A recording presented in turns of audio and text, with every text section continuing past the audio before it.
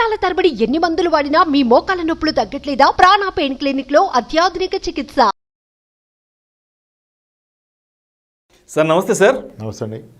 రాంప్రసాద్ గారు, అందరూ అడ్వైజర్లు అందరూ ఈ మ్యూచువల్ ఫండ్స్లో ఇన్వెస్ట్మెంట్ పెట్టండి, మ్యూచువల్ ఫండ్స్కి మించిన మహా అద్భుతమైన ఇన్స్ట్రుమెంట్ ఇంకొకటి లేదంటూ అందరూ బల్ల గుద్ది చెప్తుంటారు.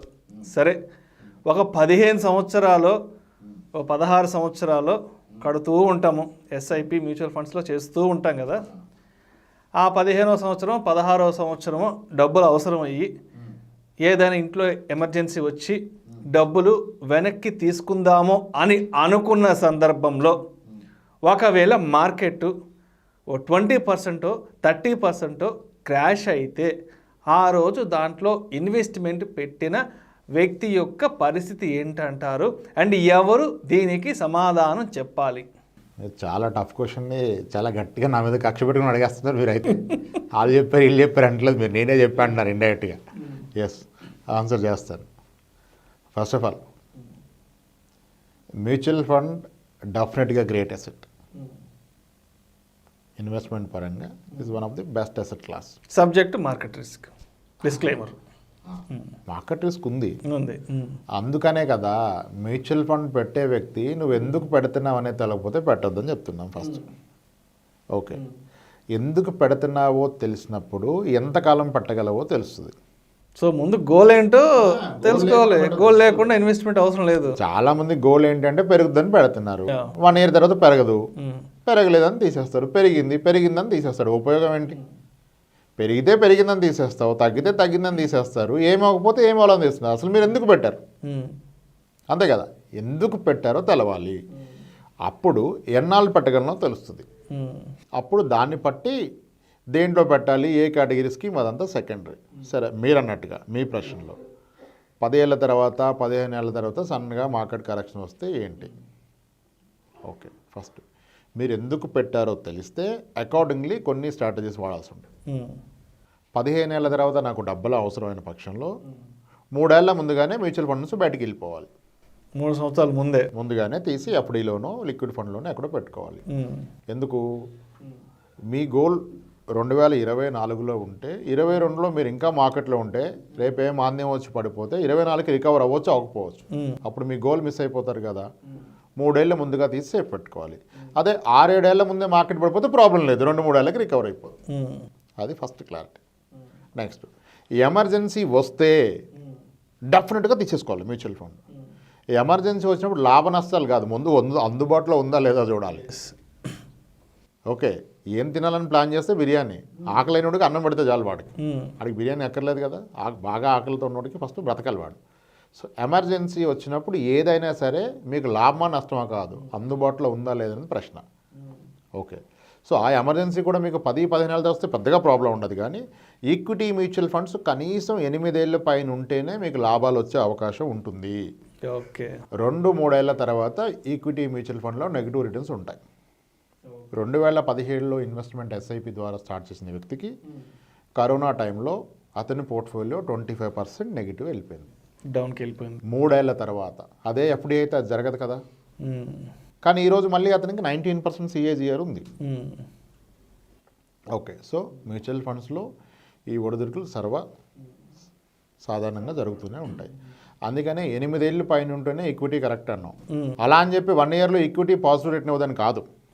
ఇప్పుడు కొన్ని ఫండ్స్ చెప్తాను నేను, ఇది ఎవరికి రికమెండ్ చేయట్లేదు.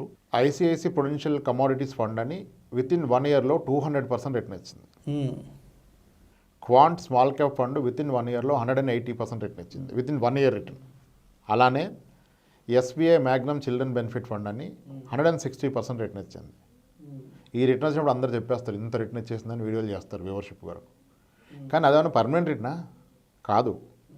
ఒక ప్లాట్ కొని రెట్టింపు అయితే డమ్కి వేసేస్తున్నారు, డబుల్ అయిందని. మరి ఇవి కూడా 1 yearలో 2 times పెరిగినాయి. 200% ఈజ్ వాట్, అలా కూడా పెరిగినాయి.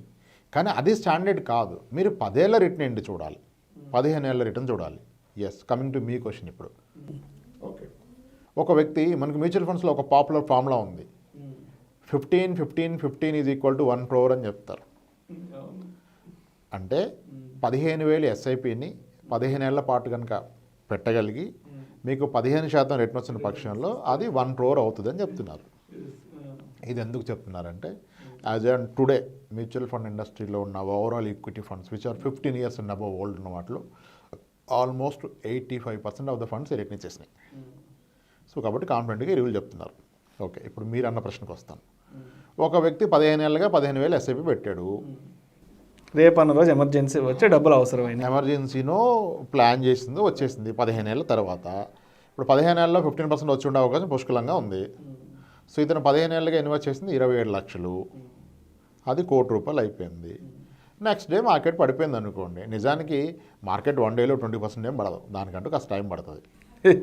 ఓకే, నిజంగా market 10% in day by day halt అయితే కొన్ని స్టాక్స్కి మీకు లిక్విడిటీ ఉండదు, కానీ మ్యూచువల్ ఫండ్కి ఉంటుంది. ఓకే, సో ఇప్పుడు సన్నగా 1 crore అయ్యాక మార్కెట్ ఆయన చూసుకోలేదు, పడుకున్నాడు పాపం. 15 days 20 days పడుకున్నారు. ఈ టైంలో మార్కెట్ 20% కరెక్ట్ అయింది. అప్పుడు ఏమవుతుంది, అతన్ని ₹1,00,00,000 కాస్త తగ్గి 80 లక్షలు అవుతుంది. కానీ అతని పెట్టుబడి ఎంత, 27 lakhs కదా. అవును, మొన్నటి వరకు 15% రిటర్న్ ఉన్నది, ఇప్పుడు అది ఎఫెక్టివ్గా 12.2 12.5 అయింది. ప్రాబ్లం ఏంటి? దీన్నే మార్జిన్ ఆఫ్ సేఫ్టీ అంటారు. This is called margin of safety. ఎంత ఎక్కువ కాలం మీ ఇన్వెస్ట్మెంట్స్ మీరు కొనసాగిస్తే అంత సేఫ్టీ పెరుగుతుంది మీకు. ఇప్పుడు 15 ఏళ్ళు ఉన్న వ్యక్తికి 20% మార్కెట్ పడిపోతే కూడా ఇప్పటి వరకు 15% రిటర్న్లో ఉన్న వ్యక్తి 12.5కో ఎక్కడికో పడిపోయాడు. అతను పెట్టింది 27 lakhs, ₹1,00,00,000 అయింది, ఇప్పుడు 80 లక్షలు. Still is at profit. కానీ లాస్ట్ ఇయరే ఒక వ్యక్తి ₹1,00,00,000 పెట్టాడు, లాస్ట్ ఇయర్ ఇన్వెస్ట్ చేశాడు, ఇప్పుడు మార్కెట్ 20% పడిపోతే ఈజ్ ఎట్ 20% లాస్. అంటే ఎక్కువ కాలం ఉన్న వాళ్ళకి లాస్ వచ్చే అవకాశాలు చాలా తగ్గిపోతాయి. చాలా రోలింగ్ రిటర్న్స్ డేటాలు ఉన్నాయి. ఆఫ్టర్ 7 years నెగిటివ్ రిటర్న్ లేవని ప్రూవ్ చేశారు కొన్ని స్ట్రాటజీస్. ఓకే, సో 15 ఏళ్ళ తర్వాత మీరు అన్నట్టుగా 20% మార్కెట్ కరెక్షన్ అయితే కూడా 15 ఏళ్ళుగా ఇన్వెస్ట్ చేసిన వ్యక్తికి అయితే పెద్దగా వచ్చే నష్టం ఏమీ లేదు. Still be at profit. అతని ప్రాఫిట్లో కొంచెం తగ్గుతుంది. 15% రిటర్న్ కాస్త 12.5 12 లేదా 11 అవుతుంది. పోయేది ఏముంది, ఇంకెక్కడ 11 అయితే రాదు కదా 15 ఏళ్ళకి. ఎక్కడ వస్తుంది 15 ఏళ్ళకి 11% గ్యారంటీడ్? ఇక్కడ గ్యారంటీ కాదనేది షార్ట్ టర్మ్లో గ్యారంటీడ్ కాదు, లాంగ్ టర్మ్లో ఇట్ ఇస్ గ్యారంటీడ్ అన్నట్టే. ఇప్పుడు 20 ఏళ్ళు ఎండోమెంట్ ప్లాన్ కట్టినోడికి 5% వస్తే లేని నొప్పి, 15 ఏళ్ళు మ్యూచువల్ ఫండ్ కట్టి 11కి పడిపోతే ప్రాబ్లం ఏంటి? 20 ఏళ్ల పాటు పూజ చేస్తూ కూర్చున్నారు కదా, ఎండోమెంట్ కట్టాం వచ్చేస్తాను, వచ్చేసింది తీరా. కానీ పర్సంటేజ్ ఎవరు లెక్క ఇట్లా అక్కడ. నేను 10 లక్షలు కట్టాను పాలసీ 20 లక్షలు వచ్చింది అన్నాడు, కానీ పర్సంటేజ్ ఎంత వచ్చింది? 5% కదా. ఇన్ఫ్లేషన్ కంటే తక్కువే కదా. మరి ఇక్కడ వచ్చినప్పుడు ఏం problem? So margin of safety, the longer is a period you hold, the very less chances. అసలు లాస్ రాదు. అది కూడా ఎప్పుడు మనకి ఎమర్జెన్సీ. ఫస్ట్ ప్లాన్ అయితే ప్రాబ్లమే లేదు కదా, 3 years ముందుగా మనం యాక్షన్ తీసుకుంటాం. యాక్షన్ తీసుకోలేదు, ఎమర్జెన్సీ వచ్చింది, ఆ రోజు పడింది, స్టిల్ ప్రాబ్లం లేదు కదా. సో కాబట్టి మార్జిన్ ఆఫ్ సేఫ్టీ ఇది కాన్సెప్ట్ అండి. మీరు ఎక్కువ కాలం ఉంటే వచ్చిన లాభాలు తగ్గుతాయి కానీ నష్టాలు రావు. వచ్చిన లాభాలు తగ్గుతాయి కానీ నష్టాలు రావు. నష్టాలు అయితే రావు. Thank you sir, thank you so much Ramprasad గారు. థ్యాంక్స్ అండి.